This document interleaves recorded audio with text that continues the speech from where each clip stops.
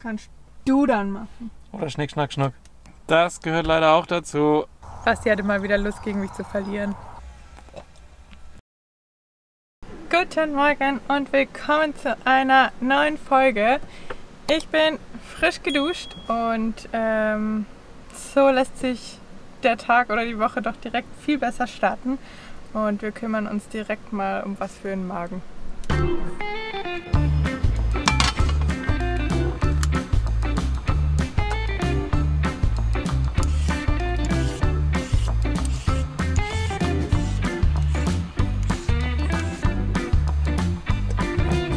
Schmackofatz!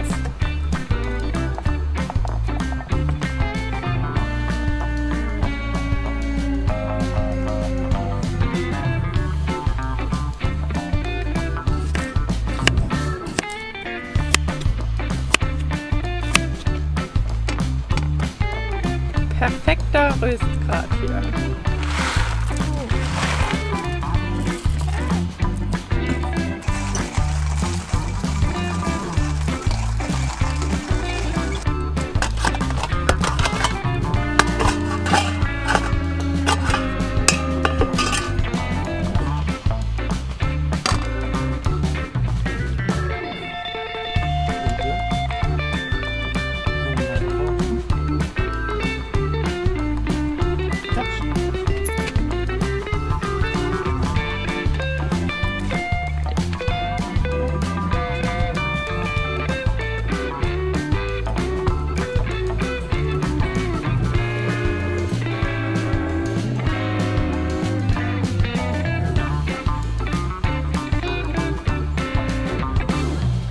Wir sind heute Morgen sehr hungrig aufgewacht, deshalb gibt es jetzt erstmal Cheese Sandwiches. Normalerweise haben wir Joghurt oder so irgendwas. Keine Rechtfertigung hier. Ja, das ist geil. Aktuell unser Lieblingsessen mal wieder.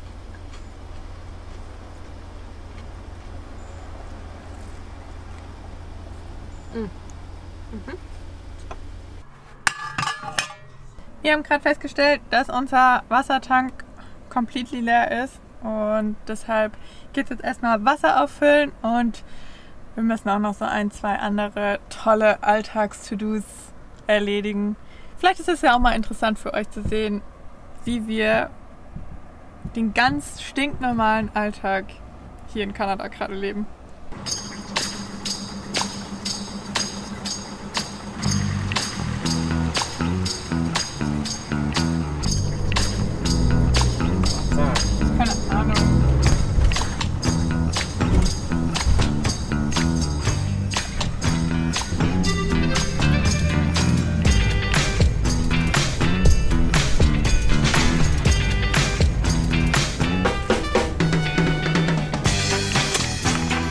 Lemonade Time. Das gehört leider auch dazu. Klo ausleeren. Oder Schnick, Schnack, Schnuck. Ja. Schnick, Schnack, Schnuck. Schnick, Schnack, Schnuck. Drei. Nix da. Nix da. Oh Mann, ey. Also meistens es handelt sich um den flüssigen Bestandteil unserer Toilette. Meistens suchen wir uns einen öffentlichen Park mit Toilette und gehen wir da einfach aufs Klo. Und dann tschüss. Flush. Hier unten unterm Sitz ist unsere Toilette. Das ist eine kleine Trockentrenntoilette. El Baño. Das ist es schon? Ja, das kleine Stück hier ist unsere Toilette. Hält meistens so für den flüssigen Teil für so 1,5 Tage max. Ja. Länger will man es aber auch nicht drin haben, vor allem wenn es warm draußen ist. Ist immer gut, wenn man es ausschüttet.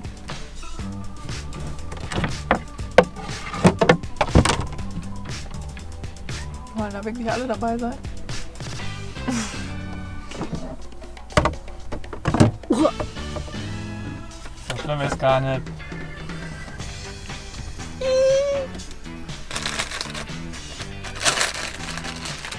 Kleiner Tipp für alle, die auch so eine Trockentrenntoilette benutzen, ein ganz bisschen Essig mit da reinpacken, dann stinkt es auf jeden Fall nicht so.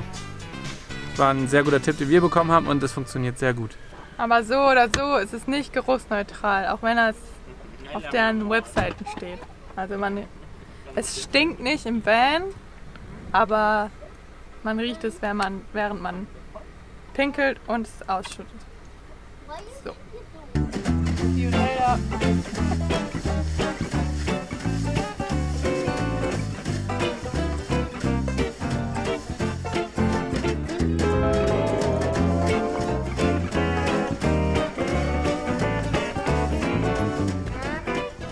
Nice and clean again. Perfekt. Das ist der Essig, den Basti meinte. Das ist Cleaning Vinegar. Wir haben es auch schon mit Apfelessig probiert, aber irgendwie ist der hier geruchsneutraler. Kleiner Schluck.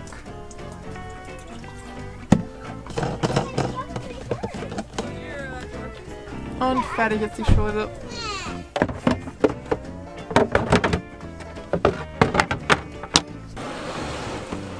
Das hier war übrigens mal mein Yoga-Spray und jetzt ist es unser Klo-Spray.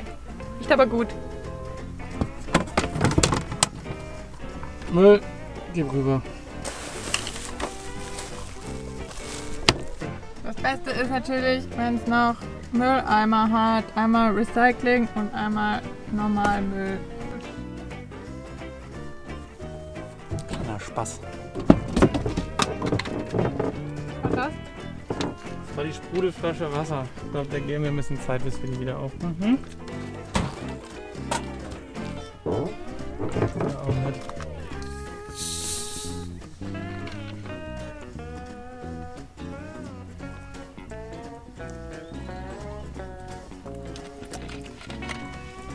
Erster Stop-Check. Jetzt Wasser auffüllen.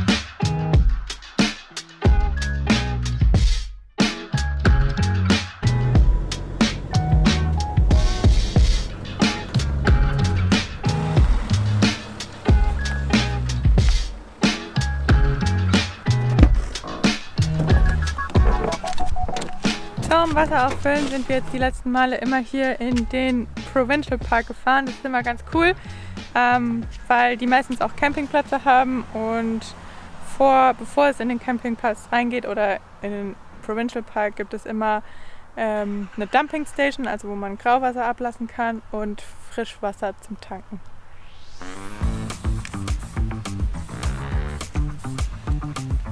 Sind Moskitos unterwegs? Oh ja.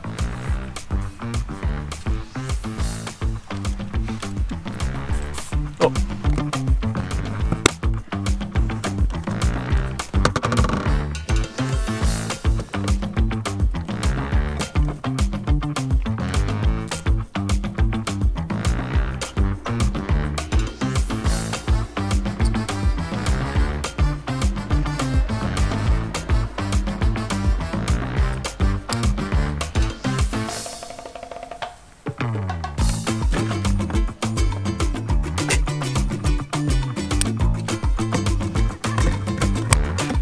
Kann ich? Yep.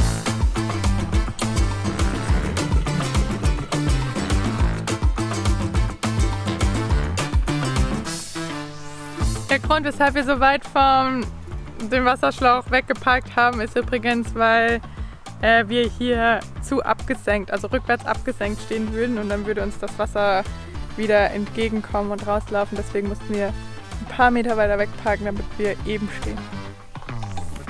Checken von deiner Mom.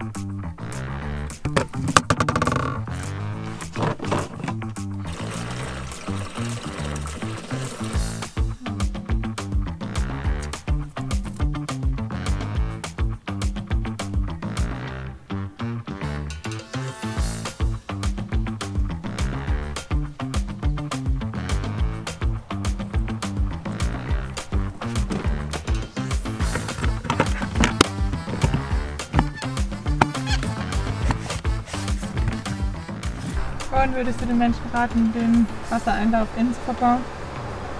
Nein. Bau die nach außen, damit ihr das nicht machen müsst, was wir hier immer machen.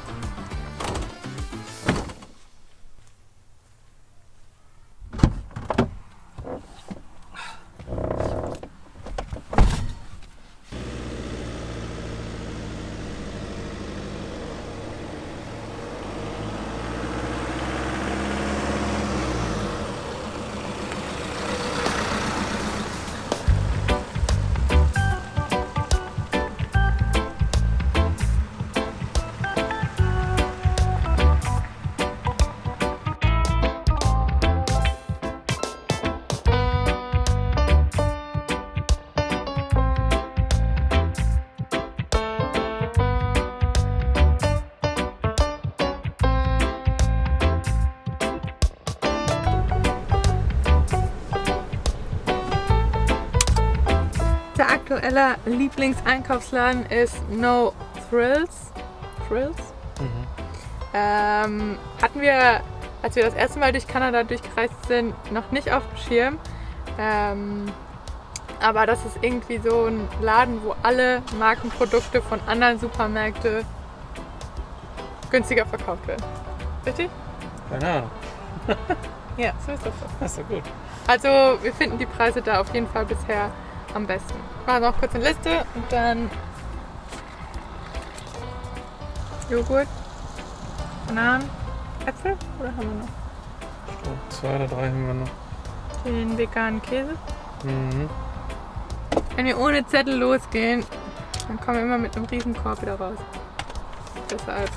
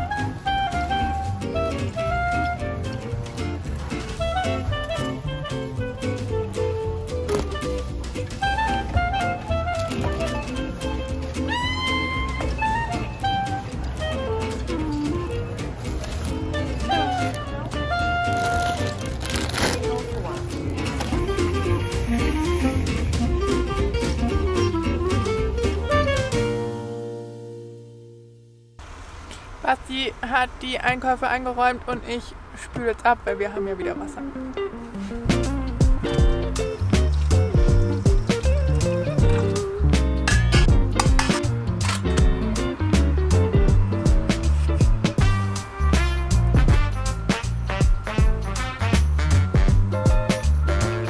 Und weil wir gleich noch ein ganz schönes Stück fahren müssen, richte ich uns jetzt einen kleinen Snack. Unseren Lieblingssnack eigentlich.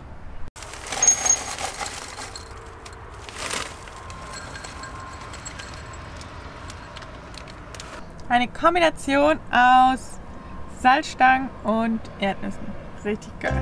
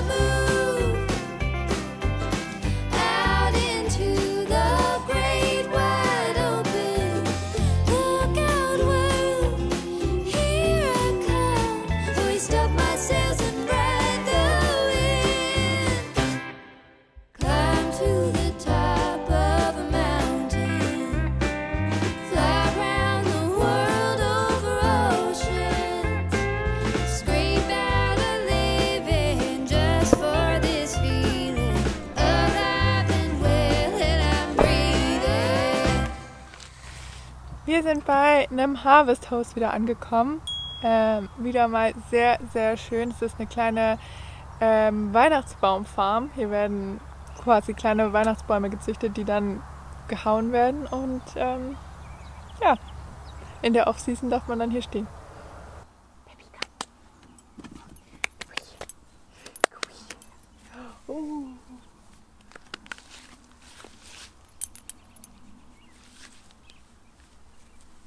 Wir haben hier eine kleine Feuerschale und einen Picknicktisch und es gibt sogar Feuerholz. Und ich glaube, dann gibt es heute Abend ein kleines Lagerfeuer. Mal gucken, wie es mit den Moskitos so ist. Also in unserer Region ist kein Feuerbann mehr. Was heißt das? Das heißt, wir können ein kleines Lagerfeuerchen machen. Juhu. Und während Basti das Lagerfeuer macht, machst du? Ja. Obwohl es sich von der Wärme her noch nicht so anfühlt, als würde man ein Lagerfeuer gebrauchen. Ja, aber mückentechnisch schon. Eher wegen den Moskitos mache ich uns was zu Abendessen.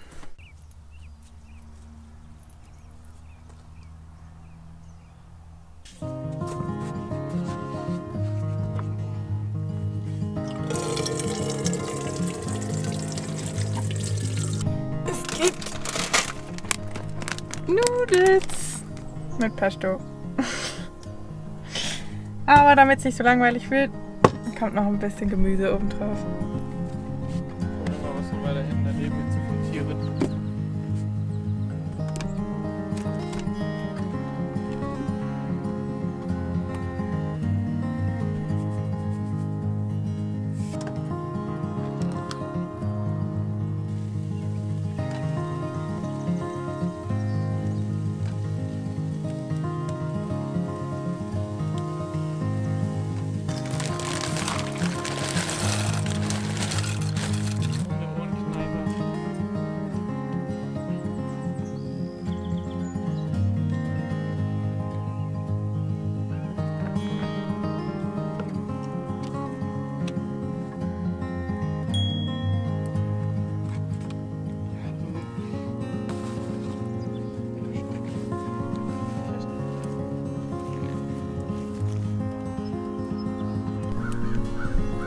Nudeln mit Gemüse und Pesto.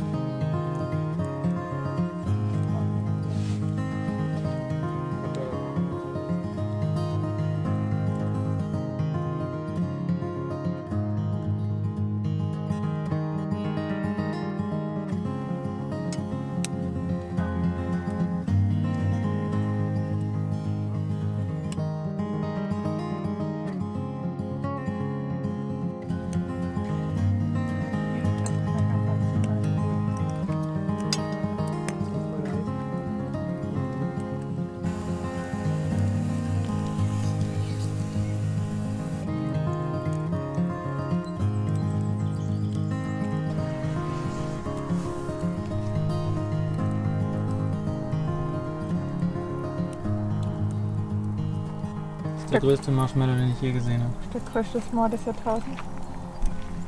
Hilfe! Ich werde runtergetroppt. Und jetzt? Oh nein! Oh Gott! Keks, Schoko und Marshmallow gibt ein S'more. Die Hälfte davon? Auf der Hose. Auf der Hose. War es das wert? Mhm. Ist mir echt jetzt noch nie passiert. Mhm. Mhm. So flüssig war ein Marshmallow noch nie. Der war ja auch doppelt so groß. Oder dreimal so groß. Danke an Pam. Mhm. Wir haben aufgegessen. Svenny hat es geschafft, ihr Marshmallow aus der Hose rauszubekommen und aus dem T-Shirt und wo das überall war. Und wir spielen jetzt noch eine kleine Runde Backgammon am Feuer und dann haben wir für heute alles erledigt. Was für Backgammon stand schon lange auf unserer To-Do. Genau. Wir lassen so unseren Erledigungstag mit allen To-Dos, die wir hatten, ausklingen mit einer schönen Partie Backgammon. So, das wollte ich sagen. Ja. Basti hatte mal wieder Lust, gegen mich zu verlieren. Was soll man machen? Das wollen wir erstmal sehen. Du bist dran. Dein Steinchen sitzt hier oben. Wieso hast du mich rausgehauen? Ja. Während ich hier einen Take gemacht habe? Ja. Ich weiß nicht, ob ich das glauben kann. Doch. Toll, komme ich nicht mit raus. Doch, Ja, komm doch. ich. Okay.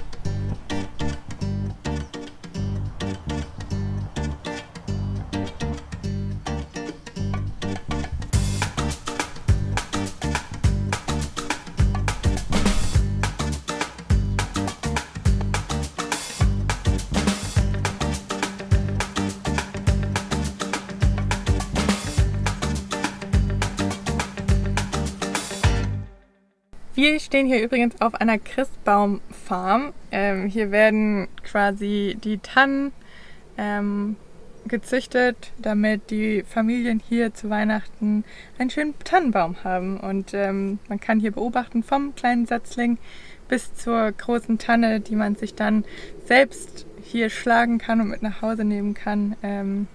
Ja, wir haben das über die App Harvest Host gefunden. Die haben wir uns runtergeladen. Die kostet einmalig $90. Ja, ist jetzt nicht so wenig, aber wir finden, es lohnt sich voll, weil es gibt so viele Farmen und Brauereien und Weingüter, die sich dafür eingetragen haben. Und man findet eigentlich überall in ganz Kanada und in den USA Stellplätze, wo man dann frei stehen darf, wo es dann meistens auch Toiletten gibt, manchmal auch Duschen. Genau, und meistens kommt man dann auch mit den Besitzern ins Gespräch und man kauft dann irgendwas in dem lokalen Farmshop. Und meistens gibt es dann auch immer die besten Sachen. Hier gibt es jetzt zum Beispiel Ahornsirup, weil die hier auch unterschiedliche Ahornbäume haben, wo sie dann einmal im Jahr Ahornsirup kochen. Und ja, auf anderen Farmen bekommt man dann das Gemüse oder irgendwas. Auf der Blaubeerfarm kann man Blaubeeren kaufen. Also ja, es ist eigentlich eine richtig schöne Sache und es lohnt sich auf jeden Fall, sich das zuzulegen.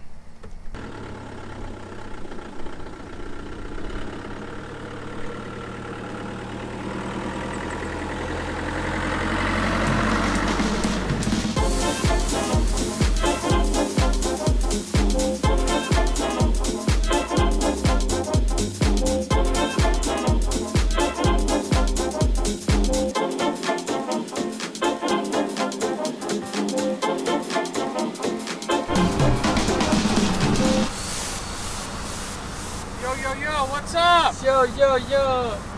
It's crazy how on time we are. So typical for us. We're ready to go. Look. Yeah. Wir werden hier verwöhnt von unseren Nachbarn Jamie und Lisa. Die haben uns Zucchini und Paprika mit Reis vorbeigebracht. Genau zum richtigen Zeitpunkt. Wir arbeiten nämlich gerade an unseren Laptops für das neue Video und wir waren gerade hungrig. Und dann kam Lisa ums Eck und meinte, habt ihr mal Teller für uns? Wir haben gekocht. Perfekt. Wir waren kurz davor, jetzt an den Laptops zu essen, aber draußen ist so schönes Wetter, deshalb setzen wir uns zum Essen raus.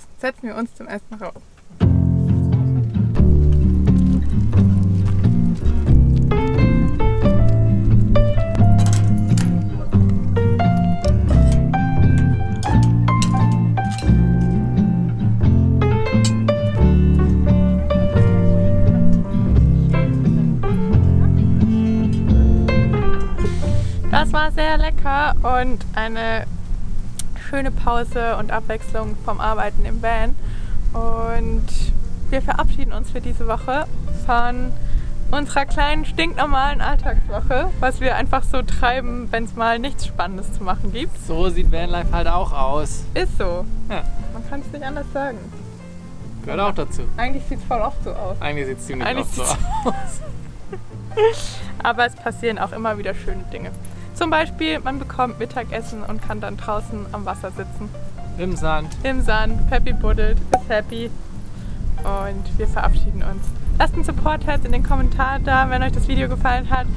Daumen nach oben und das Abo, falls ihr uns noch nicht abonniert habt. Da würden wir uns sehr drüber freuen.